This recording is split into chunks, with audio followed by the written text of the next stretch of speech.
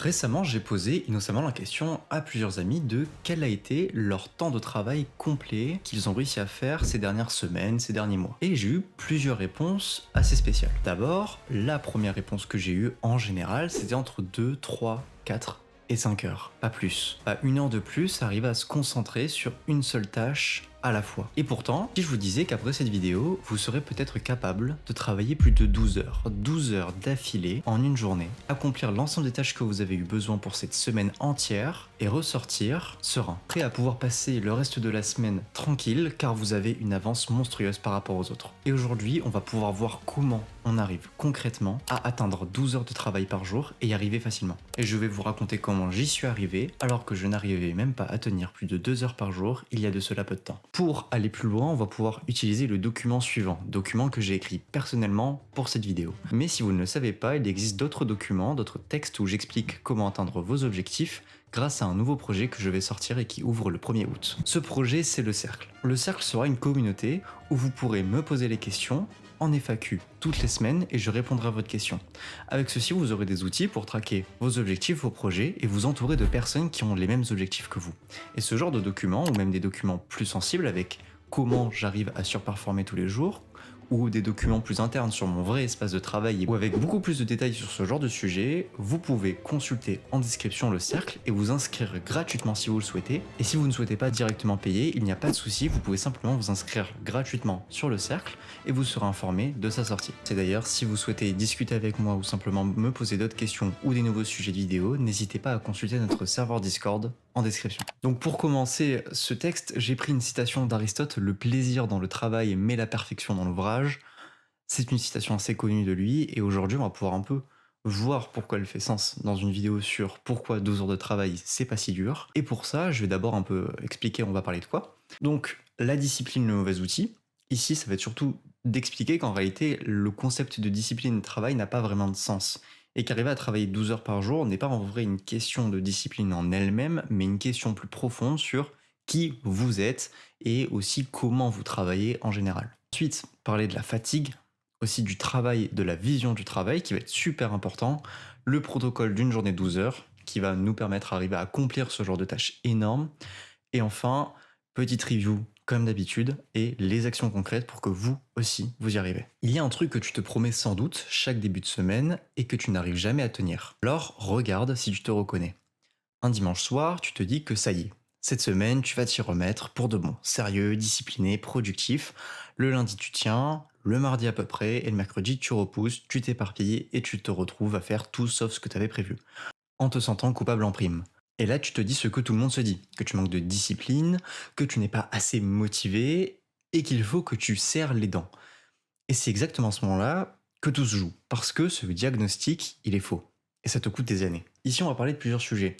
D'abord, on va parler de pourquoi l'énergie, donc celle qu'on a pour travailler, ce n'est pas forcément quelque chose qui se remet à jour tous les jours. Parce que il faut comprendre un truc, c'est que remettre à jour ses batteries, c'est pas quelque chose qui se fait juste en dormant. C'est quelque chose qui a lieu dans une journée entière.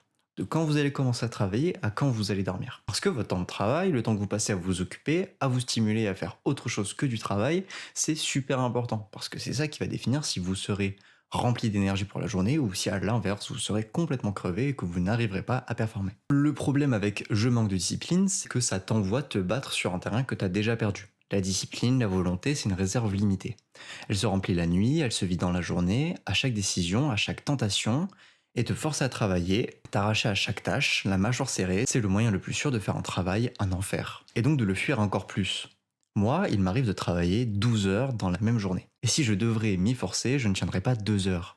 La vérité, c'est que je ne me force jamais. Pas parce que j'ai une volonté de faire, mais parce que j'ai arrêté d'en avoir besoin. Parce que ce qui t'épuise n'est pas forcément la quantité de travail, c'est la friction. Cette résistance que tu fais avant de commencer, et pendant, quand tu fais un truc que tu subis.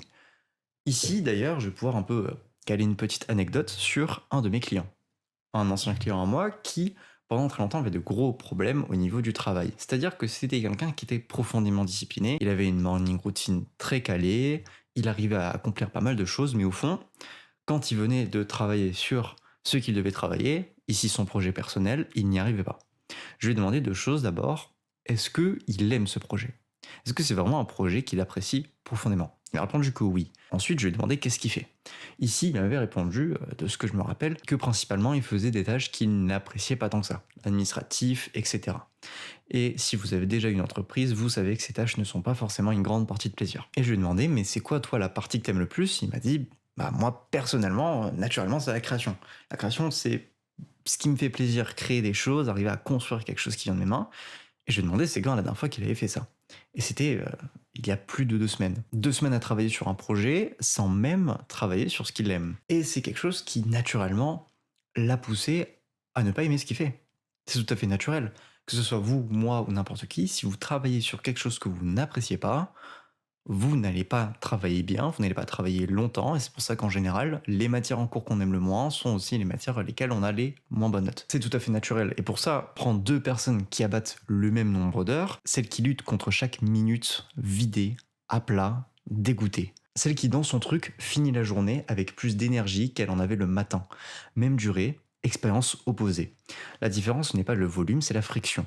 Donc la vraie question n'a jamais été comment je me force à travailler plus, mais comment j'enlève ce qui rend le travail pénible. Ici, c'est ce que j'appuie avant, la qualité du travail vient aussi de l'appréciation qu'on a de celui-ci. Que ce soit même le processus en lui-même, pour beaucoup de gens, par exemple, on m'a souvent dit que faire des fiches de révision, ce n'était pas forcément la meilleure chose. Et c'est vrai, au niveau des révisions, les fiches de révision ne sont pas forcément utiles. Mais pourtant, plein de gens le font, et en étant profondément conscient que c'est quelque chose qui ne les amènera nulle part. Et c'est simplement parce que ce processus d'apprentissage précis, il est plaisant. Bien écrire, faire des fiches, faire des petits schémas, des dessins, c'est quelque chose qui, pour être honnête, est très plaisant. Et donc c'est tout à fait naturel que n'importe qui apprécie ça va être poussé à faire ce genre de choses. Même si elle aurait fait des flashcards, même si elle aurait fait des examens blancs, aurait eu sûrement une meilleure note au contrôle. Mais c'est simplement parce que ce processus-là est bien plus plaisant et lui conforte plus dans l'appréciation du travail qu'elle donne. Tout simplement parce qu'aujourd'hui, on a beaucoup tendance à associer le travail au temps de travail. Ce qui est tout à fait naturel parce qu'aujourd'hui, on a du mal à le dissocier parce qu'une tâche, ça prend du temps. Donc si on travaille longtemps, on finit la tâche. Même si en réalité, la meilleure métrique pour mesurer la productivité n'a jamais été le temps qu'on passe à travailler, mais à quel point on peut travailler et faire beaucoup de choses en peu de temps. Si je prends quelqu'un qui met 3 heures à faire la même tâche que quelqu'un d'autre peut faire en une, je n'ai aucune raison de prendre celle qui fait 3 heures, tout simplement parce que ça me fait perdre du temps moi-même. Et regarde autour de toi, c'est contre-intuitif. Les gens qui produisent vraiment le plus ne sont presque jamais ceux qui ont l'air le plus de se battre. Ceux qui postent leur grind à 5 heures du matin, qui parlent de sacrifice et de douleur en permanence, c'est souvent eux qui crament et qui disparaissent 6 mois plus tard. Alors que les plus prolifiques, sur la durée, ont l'air presque détendus. Pas parce qu'ils font moins, parce qu'ils ne dépensent pas la moitié de leur énergie à lutter contre eux-mêmes. Toute la force que tu mets à te forcer, eux la mettent directement dans le travail. Et donc, pour appuyer ça, je vais parler des deux façons d'aimer de Varland, qui est un sujet qui est super intéressant. Peut-être un jour, j'en ferai une vidéo un peu plus approfondie, peut-être sur le cercle, à voir si les gens seraient intéressés. Mais pour expliquer qu'est-ce que c'est, un chercheur, Robert Varland, a passé sa carrière à étudier les gens passionnés par ce qu'ils font. Il a trouvé qu'il existe deux façons d'aimer son travail. Il y a la façon obsessive, tu ne peux plus t'arrêter, le travail te bouffe et en général, ça finit en burn-out. Et enfin, il y a la version harmonieuse. Tu choisis ton travail, tu le kiffes, mais tu peux le lâcher pour vivre, pour faire d'autres choses, pour profiter. Ici, zéro burn-out. Et retiens bien ça. Ceux qui abattent des montagnes de travail n'ont pas plus de volonté que toi, c'est juste qu'ils ont un autre rapport avec ce qu'ils font. Et le pire, c'est qu'on est tous programmés à l'envers. Ici, je vais parler d'une psychologue qui a fait une étude super intéressante, mais je suis pas très bon pour lire des prénoms aussi compliqués, donc Mihaly Csikszentmihalyi a passé des années à mesurer minute par minute quand les gens étaient les plus absorbés, les plus vivants. Cet état, il l'appelle le flow, chose que vous avez sûrement déjà connue. Il tombe sur un paradoxe. Les gens vivent bien plus de flow au travail que dans leurs loisirs. Tout simplement parce que le travail, il a des objectifs, des règles et un retour immédiat. Tout ce qu'il faut pour t'embarquer. Et pourtant, à ces mêmes personnes, si on leur demande s'ils préfèrent le travail ou le temps libre, naturellement, vont préférer le temps libre. Même si c'est s'ennuyer devant un écran ou ne rien faire. Et ça, c'est à cause d'un réflexe culturel qui est profondément gravé en nous, c'est que le travail, c'est une contrainte. Le travail est une tâche. Il n'est pas forcément plaisant, il n'a jamais voulu l'être, et ne doit pas l'être. Et ça, c'est un peu le problème qu'on ressent aujourd'hui, et qu'on entend partout. Le travail, c'est un échange. Contre mon malheur et ma douleur, je reçois de l'argent, ou une récompense. Alors qu'en réalité, On peut avoir les deux, on peut profiter énormément au travail et être rémunéré ou même juste être heureux d'apprécier faire ces choses. Maintenant qu'on a un peu parlé de la vision du travail, un peu comment elle est vue et comment elle ne doit pas être vue, ici on va parler un peu de la fatigue. Si c'est pas la quantité qui épuise, c'est quoi? C'est deux choses que presque personne ne distingue. L'intensité constante et le fait de subir. On s'imagine qu'une bonne journée de travail, c'est 8 heures de concentration à fond, du matin au soir, sans faiblir. Et que quand on n'y arrive pas, c'est-à-dire toujours, on culpabilise et on se traite de paresseux. Sauf que cette image n'est pas juste difficile, elle est psychologiquement impossible. Personne ne fonctionne comme ça. Et t'as passé des années à te comparer à un modèle qui n'existe sur personne. Et pour cela, un des meilleurs exemples, bien sûr, c'est l'étude d'Under Erickson sur les élites, ces violinistes professionnels, etc., qui ici a trouvé un truc que personne n'a envie d'entendre. Tous les meilleurs ne tiennent qu'environ 4 heures de concentration maximale par jour. Pas plus. Après, le rendement, il s'effondre. Quelle que soit ta motivation. Et donc là, on peut se poser des questions. Pourquoi je fais une vidéo qui littéralement apporte l'idée que aujourd'hui, on peut être capable de travailler 12 heures dans la même journée et que la majorité des élites, donc des gens qui sont connus pour avoir une très grande concentration et capables de travailler longtemps et être extrêmement bons dans ce qu'ils font, ne sont pas capables de travailler plus de 4 heures. Ici, c'est d'abord pour introduire la différence. Tout simplement parce qu'il y a une différence entre 4 heures de travail concentré et 12 heures de travail. Ici, on va pouvoir voir qu'on peut séquencer le travail durant des périodes et arriver à avoir ce genre de rythme sans forcément s'épuiser. Et c'est pour ça qu'on va pouvoir comprendre comment on arrive à tenir ce genre de temps sans trop de soucis. Et donc maintenant, une des questions qu'on pourra avoir, c'est que, ok, on sait maintenant qu'on peut travailler et être concentré longtemps, mais qu'on a une limite, mais comment on rentre dans cet état de flow, état qui est super important. Ici, la réponse, elle est simple. Ici, ça va être principalement une grosse question de défi. Il faut arriver à trouver des tâches qui sont des défis qui sont assez pour challenger notre cerveau à se concentrer, mais pas trop simples pour éviter qu'on tombe dans l'automatisme et que notre cerveau finit par ne rien faire. Un exemple tout bête, si vous commencez à travailler, admettons, par exemple à travailler sur un exercice de maths que vous n'êtes pas capable de résoudre, vous n'allez pas y arriver et vous allez sûrement abandonner. Par contre, si vous commencez à recopier du texte, ça va être assez facile pour votre cerveau de avoir envie de faire autre chose. Il faut qu'il soit assez stimulé pour que celui-ci nécessite une concentration complète sur la tâche, pas trop non plus pour que celui-ci remarque l'incapacité de résoudre la tâche, mais il ne faut pas que ce soit trop simple non plus, tout simplement parce que sinon vous allez vous retrouver à ne pas réussir à accomplir cette tâche. Parce que dans ce cas-là, vous allez simplement avoir envie de faire autre chose. C'est pour ça qu'en général, la majorité des choses qui sont les plus stimulantes vont être un jeu qui va être un peu difficile. En général, on abandonne vraiment un jeu dans la partie où il faut se concentrer. Par exemple, si vous faites un boss dans Dark Souls, vous allez vous arrêter après être mort. Parce que soit c'est trop difficile, soit votre cerveau en a marre d'essayer de se concentrer constamment. Et en général, vous allez aussi arrêter de jouer à un jeu quand vous êtes dans un moment un peu ennuyeux. Vous êtes bloqué sur un donjon ou vous êtes dans une période de mou. Parce que c'est à ce moment-là qu'en général, le cerveau commence à en avoir marre et avoir envie de faire autre chose. Faut vraiment l'imaginer comme un petit enfant qui essaie de choper tout ce qui est le plus stimulant possible pour lui. Si vous commencez à arrêter de lui montrer la sucette devant lui, il va aller en chercher une autre, il s'en fout. Et enfin, je vais parler du coup du démarrage, le dernier malentendu, qui est peut-être le plus important.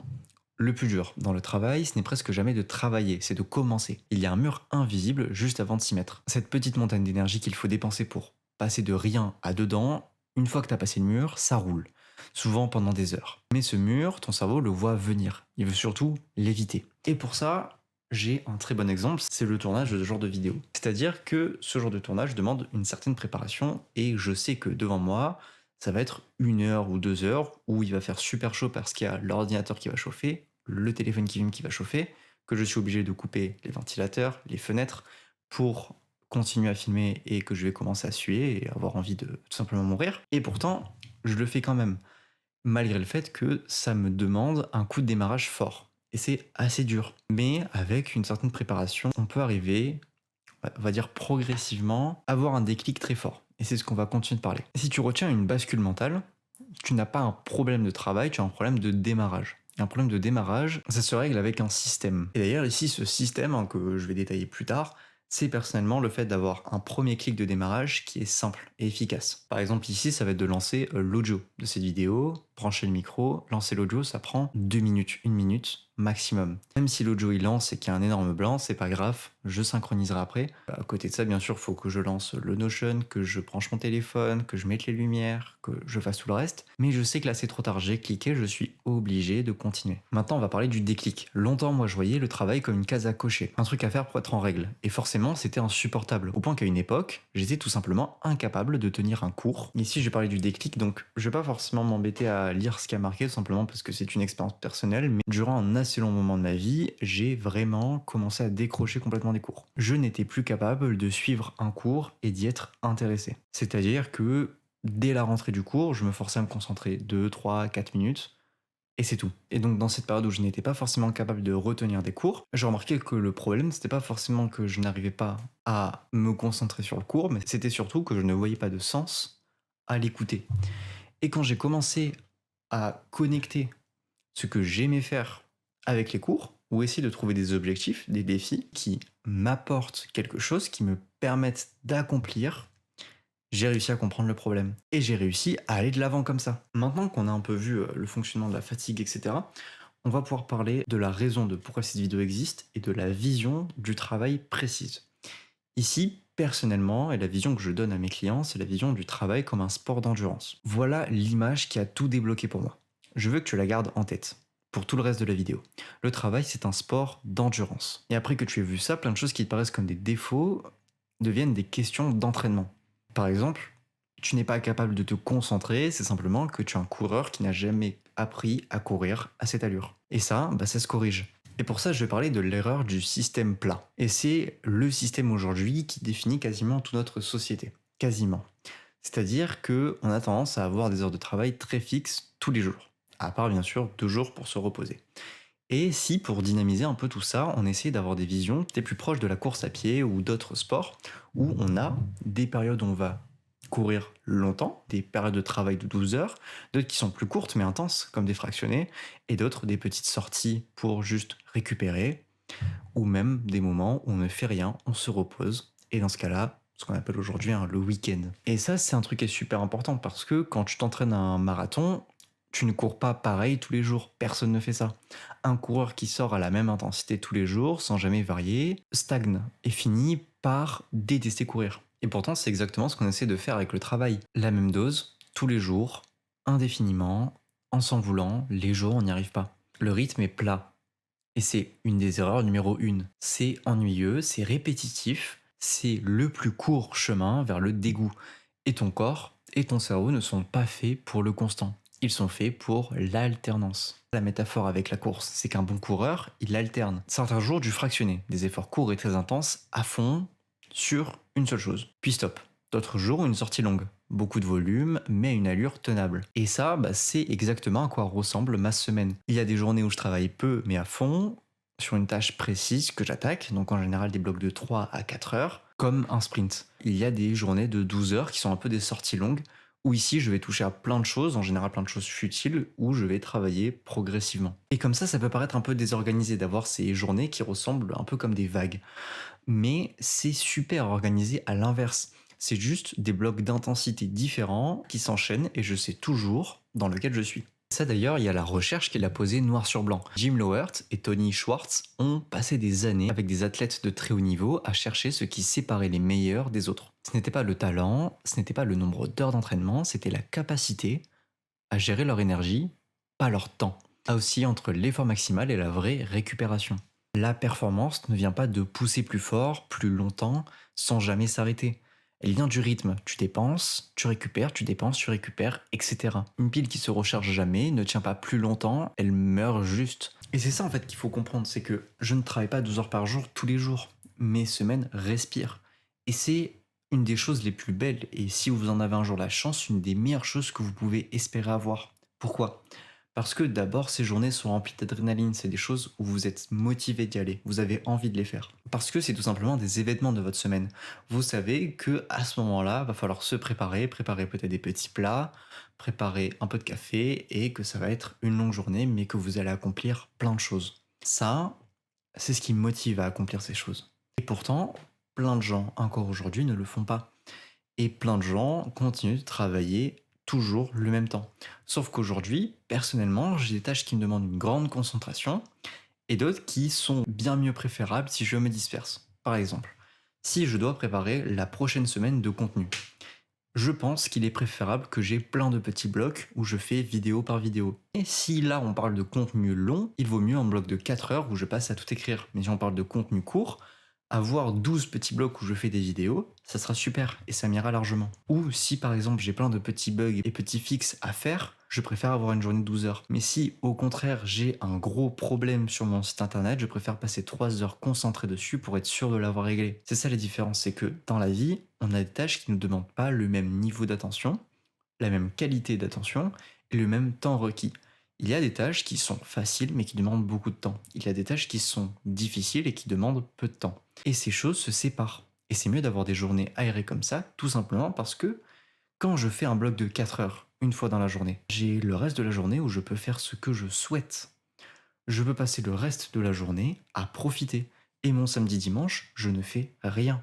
Tout simplement parce que j'ai accompli tout ce que je devais faire. Toutes les petites tâches qui restent en fin de semaine sont accomplies le mardi et le jeudi. Les tâches très complexes, je les ai finies lundi, vendredi. Et cette tâche que j'avais mis de côté mais que j'avais envie de faire, j'ai passé 3 heures le mercredi après-midi à le faire. Et comme ça, d'ailleurs, on peut augmenter progressivement l'intensité de chaque en fonction de notre énergie. Et pouvoir, par exemple, dimanche, travailler aussi. Et des fois dépasser les 35 heures. Pourquoi? Parce qu'on arrive à mieux recharger notre batterie. C'est normal qu'on est fatigué un vendredi après-midi si on a passé notre semaine à travailler. Mais si notre pause s'effectue un mercredi et un samedi, peut-être qu'on tiendra beaucoup mieux.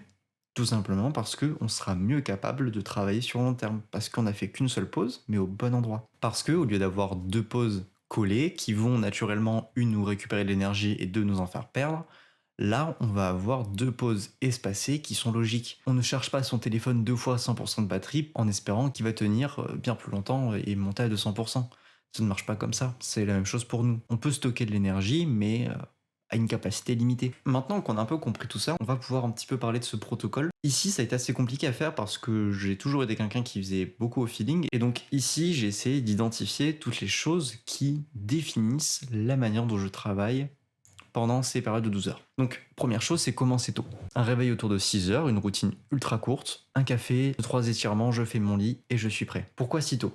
Parce que plus tu attends, plus tu laisses ton temps à ton cerveau pour négocier, pour trouver une bonne raison de pousser, pour se distraire. Parce que plus je recule le moment où je dois travailler et plus je donne des excuses à mon cerveau pour accepter ceci. Le matin, ce mur du démarrage dont je parlais est au plus bas. T'as pas encore ouvert 10 onglets dans ta tête, alors je m'y mets avant d'avoir eu le temps d'y réfléchir. Pas de débat intérieur, je m'assois et c'est parti. Et le reste de la journée, profite de cet élan-là. Ensuite, l'environnement. Ne sous-estime jamais une des choses que la majorité des gens négligent, l'environnement. Ton cerveau, il fuit l'inconfort, c'est naturel. Donc si ton espace de travail en lui-même est désagréable, tu vas chercher à en sortir, c'est mécanique. Alors, je fais l'inverse. Je rends le moment agréable. Une boisson que j'aime, ici un café, des fois en hiver un chocolat chaud, un espace propre et rangé, que je prends tous les soirs le temps de ranger pour m'assurer que quand j'arrive, il paraisse agréable. Une lumière correcte, ça n'a pas l'air anodin, mais ça peut aider d'avoir cette zone éclairée qui donne envie à voir, à apprécier. Et au lieu que ton cerveau associe le travail à la corvée, il commence à l'associer à un moment plutôt confortable. Tu auras beaucoup moins besoin de te motiver pour aller vers quelque chose d'agréable. Ensuite, j'attaque toujours par ce que j'aime. Mes premiers blocs le matin sont mes blocs les plus intenses. Des tâches précises, exigeantes, qui demandent beaucoup de concentration, et que j'adore. C'est l'inverse exact du conseil qu'on te répète partout, le fameux commence par la tâche que tu détestes pour t'en débarrasser. Moi, je commence par celle qui me met dans un mouvement, quand mon énergie est la plus fraîche. Parce qu'on vient de le voir, le plus dur, ce n'est pas de travailler, c'est de démarrer. Donc je rends le démarrage désirable. Une fois que la machine est lancée, elle tourne. Et j'aborde les tâches pénibles plus tard. Porté par l'élan, au lieu de me prendre le mur en pleine face dès la première minute. Ensuite, ici, je vais parler un peu du Pomodoro, du 50-10. Et ici, je vais parler d'une version un peu alternative qu'on a tendance à pas trop prendre en compte, c'est ici le fonctionnement des pauses. Le Pomodoro, pour ceux qui ne savent pas, c'est une méthode qui est assez classique, qui de base fonctionne en 25-5. C'est-à-dire qu'on travaille 25 minutes et on se repose 5 minutes. C'est super, surtout si par exemple vous avez un trouble de l'attention, etc., d'utiliser ce genre de méthode de travail. Et surtout, c'est un excellent moyen de se lancer dans le travail. Pourquoi? Parce qu'il suffit de cliquer sur un bouton et le timer démarre et on travaille. Ici, Je ne vais pas vous parler forcément des 50 minutes de travail, parce que vous travaillez, vous n'avez pas forcément besoin de moi pour vous expliquer comment on travaille. Par contre, les pauses sont super importantes, parce que avec 12 pauses, soit 120 minutes de pause, qu'est-ce qu'on fait? Ici, je vais un peu parler de rangement. Ça paraît un peu bizarre, mais je m'explique. En général, un des plus gros problèmes sur 12 heures de travail, c'est qu'on ne bouge pas beaucoup. On a beaucoup tendance à rester les fesses assis sur un bureau et rien de plus. Essayez de ranger. Ça paraît assez con et assez peu intuitif, mais ranger, c'est super, super intéressant. Pour deux raisons. D'abord, on bouge. On avance, on fait quelque chose. Et ensuite, on fait une tâche qui est très spéciale. C'est une tâche qui nous récompense. Parce que, au fur et à mesure qu'on va travailler, notre environnement autour de soi va devenir de plus en plus rangé. Le lit va commencer à se faire, le lavabo va être propre, la vaisselle sera faite, la salle de bain sera propre, etc. Et en plus, c'est une tâche qui, étant donné l'effort physique, nous permet un peu de s'étirer, de bouger, et aussi nous garde dans ce mood de concentration. Mais ça reste une tâche qui est légère. On peut penser à autre chose, on peut réfléchir à autre chose, tout en prenant le temps de ranger ce qu'on doit ranger. Et ça, c'est super important. Parce que on a tendance à faire des choses qui n'ont pas trop de sens, peut-être regarder son téléphone ou lire. Le problème, c'est que 10 minutes de lecture, c'est pas facile, et que son téléphone, c'est pas non plus la meilleure chose. Donc, maintenant qu'on a un peu réfléchi à qu'est-ce qu'on doit faire durant ces pauses, on va un peu aller sur comment on gère ces 12 blocs de travail, parce que ça reste une quantité de travail énorme. 12 blocs, c'est 600 minutes de travail concentré, soit 10 heures. Il n'est que je casse jamais. Un bloc, une seule chose. Je ne mélange pas. La chercheuse Sophie Leroy a montré que quand tu passes à une tâche ou à une autre sans avoir fini la première, une partie de ton attention reste coincée sur l'ancienne. Elle appelle ça le résidu attentionnel. Le résultat, tu es physiquement sur la tâche B, mais une partie de ton cerveau mouline sur la tâche A. Et naturellement, tu fais mal les deux. C'est pour ça que je varie les blocs, mais je les garde nets. Chaque bloc est une tâche spécifique qui définit quelque chose, et je ne m'arrête pas tant que je n'ai pas fini. Donc, si le bloc A est lié à une tâche 1, je ne fais pas tâche 1, puis tâche 2, puis tâche 1, puis tâche 2, puis tâche 1 durant mes blocs. Tout simplement parce que je vais finir par me déconcentrer sur le long terme. Et ensuite, je vais parler un peu de comment se passe la journée. Parce que naturellement, notre pic d'attention ne tient pas 12 heures. Comment on fait? Eh bien, à mesure que la journée avance, je baisse volontairement l'intensité. Une fois que le gros bloc du matin est passé, je bascule sur des tâches de fond, plus faciles, où j'avance sans avoir besoin de me concentrer à fond. Là, je m'autorise de la musique, un rythme plus tranquille, presque un pilote automatique. C'est la partie sortie longue de la journée. Le volume se fait presque tout seul parce que je demande plus à mon cerveau ce qui peut déjà plus donner. Les heures de l'après-midi ne sont pas des heures ratées, ce sont des heures à la bonne intensité pour le moment où elles arrivent. Tout ce que je viens de te décrire repose sur un truc invisible qui se joue avant. La préparation. Un marathon ne se lève pas le matin de la course en improvisant son parcours. Moi non plus. La veille, je sais déjà ce que je vais faire le lendemain. Le plan est posé, je n'ai plus à décider. Une fois lancé, j'adore ce qu'il faut, non négociable bien évidemment. Je prépare tous mes trucs bêtes comme un repas, prendre une décision en moins et ventre bien nourri le jour J. C'est de l'énergie en plus pour le vrai travail. Les gens croient que la performance se joue le jour de la performance. En réalité, elle se joue en grande partie la veille. Et d'ailleurs, ce sujet-là est super intéressant sur le fonctionnement des routines. Par exemple, si vous avez envie de faire du sport le matin, préparez votre sac le soir, avant d'y aller. Tout simplement parce que vous serez un peu un pied dans la porte. À vous dire, j'ai quand même perdu mon temps à préparer mes affaires de sport, on y va. Parce que ici, la friction va être simplement de prendre vos chaussures, vous habiller, prendre le sac. Vous n'avez plus à préparer, à faire ci, à faire ça. Et si vous pouvez, essayez toujours le plus d'avoir des pieds dans la porte sur plein de choses que vous êtes censé faire. Par exemple, durant votre to-do list que vous préparez, vous pouvez commencer à décortiquer un petit peu qu'est-ce que vous êtes censé faire durant le bloc de travail. Admettons, vous avez un bug à régler sur un site internet, et bien peut-être préciser. C'est quoi le bug? Est-ce qu'il y a quelque chose qui est réglé? Ou par exemple, si j'ai un appel avec un client, peut-être dire c'est quel client? C'est quoi ses problèmes en général? Et comme ça, quand j'arrive, je sais déjà un peu qu'est-ce que je dois faire. Et une distinction pour finir, parce qu'elle va t'éviter de te mentir à toi-même, apprendre à séparer je me repose de je me cache. Se reposer, c'est répondre à un vrai manque d'énergie. Une fin de sortie longue, une pause méritée. Et c'est totalement légitime. Et ça fait partie du plan. Se cacher, c'est fuir une tâche qui t'angoisse en te racontant que t'as besoin d'une pause. Alors que t'as surtout besoin de ne pas commencer. Le geste peut être exactement le même, ce qui change c'est tout ce qu'il y a derrière. Le vrai repos te recharge et te ramène au travail. La fuite, elle te laisse plus vite qu'avant. Et tu la reconnais à ça. Et d'ailleurs, si tu regardes et que tu écoutes encore cette vidéo, d'abord, merci. N'hésite pas d'ailleurs à liker cette vidéo et t'abonner. Je tiens à repréciser, ce genre de vidéos et ce genre de cours, tu pourrais les avoir spécialement pour toi, où je réponds à tes questions sur le cercle. Ça ouvre le 1er août, comme je l'avais expliqué. Et n'hésite vraiment pas juste à peut-être simplement mettre ton email ou t'inscrire. Ou si vraiment t'es motivé et que t'as vraiment envie de t'améliorer, n'hésite pas à t'inscrire parce que je retire 10 € par mois sur les 3 premiers mois pour toutes les personnes qui vont s'inscrire avant la sortie. Et d'ailleurs, si tu as besoin d'un peu plus d'informations sur ce sujet, n'hésite pas à prendre un appel gratuit où je t'explique en détail comment marche le système, même peut-être répondre à certaines de tes questions et certaines de tes problématiques, et avoir une petite idée sur qu'est-ce que je propose. Et pour finir cette vidéo, je ne vais pas te vendre de méthode parfaite, parce que je me suis déjà planté au début. Les premières fois, j'enchaînais plein de grosses journées d'affilée, sans respecter les jours légers. Et ça m'est retombé dessus assez rapidement. Je me suis cramé et honnêtement, ce n'est pas grave. Ce n'est pas grave parce que c'est comme ça que j'ai compris le garde-fou. Ce n'est pas la volonté de penser à lever le pied sur le moment, ça ne marche jamais. C'est la structure, un peu de sortie longue, espacée, entourée de la récupération. Tu construis un rythme à froid. Après, c'est lui qui te protège toi-même. J'espère que vous avez apprécié cette vidéo. Je vais juste finir par toutes les actions résumées, si vous voulez vous rappeler assez rapidement. Périodise ta semaine, arrête de viser un peu tous les jours, choisis 1 ou 2 journées longues dans la semaine et protège les jours légers comme des vraies actions. Ensuite, prépare la veille, ça c'est celui que j'avais expliqué, prépare en amont les tâches et les choses à faire. Commence par ce que tu aimes, super important, quand on commence les tâches par ce qu'on aime, ça a tendance à nous inciter à démarrer le travail.